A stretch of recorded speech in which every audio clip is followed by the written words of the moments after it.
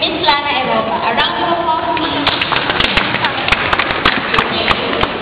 That was one of the best songs of the fair has been one of my favorite songs ever since I heard it on Pilipinas Got Talent. Before I start, maybe acknowledge on behalf of SMCC Pampanga, may I acknowledge the presence of Ms. Edna Aragones, the Autism Society of the Philippines Ilocos Chapter President. Good afternoon, ma'am. Ms. Joy of Recha, ASP Pampanga Chapter President. Ms. Joy of How about Mr. John Rafael Flor, from Ocean Adventures, the Marketing Officer of Ocean Adventures. Good afternoon.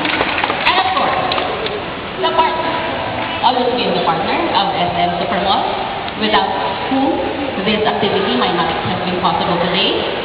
The founder and organizer of the Subic Bay Photography Society, the guy in red, Roy Van Morales. Good afternoon. Sa mga iba pong hindi pa nakakaalam ng SM Supermall, ay laging na-partner ng PWD Society, ng Subic Bay Photography of the Philippines. Lahat po ng activities natin regarding autism, Down syndrome, or everything about PWDs, we always hold it inside SM. We try to educate our people, our internal customers, to be able to assist, to serve, and to treat well our guests